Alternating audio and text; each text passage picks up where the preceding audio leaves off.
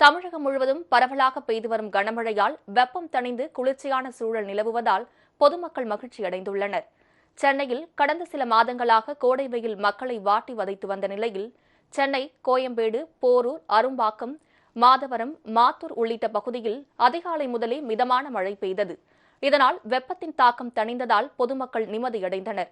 இதேபோல் புதுக்கோட்டை மாவட்டம் ஜெகதாப்பட்டினம், கோட்டைப்பட்டினம், மீமிசல் உள்ளிட்ட பகுதிகளில் 1 மணி நேரத்திற்கும் மேலாக பலத்த மழை பெய்தது. விருதுநகர் மாவட்டம் திருவில்லிபுத்தூர் மற்றும் அதன் சுற்றுவட்டார பகுதிகளிலும், மதுரையை சுற்றிய பகுதிகளிலும் நேற்றிரவு கனமழை வெளுத்து வாங்கியது. இதேபோல் தேனி மாவட்டம் பெரியகுளம் பகுதியில் பெய்த மழையால் வெப்பம் தணிந்ததால் மக்கள் மகிழ்ச்சியடைந்தனர். போடிநாயக்கனூரில் பெய்த மழையின் காரணமாக அரசு பேருந்தினுள் தண்ணீர் அருவி போல் கொட்டியது.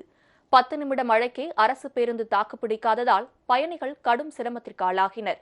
இந்த நிலையில் வளிமண்டல கீழடுக்கு சுழற்சி காரணமாக தமிழகத்தில் மே 13ஆம் தேதி வரை மழைக்கு வாய்ப்புள்ளதாக வானிலை ஆய்வு நடுவம் தெரிவித்துள்ளது.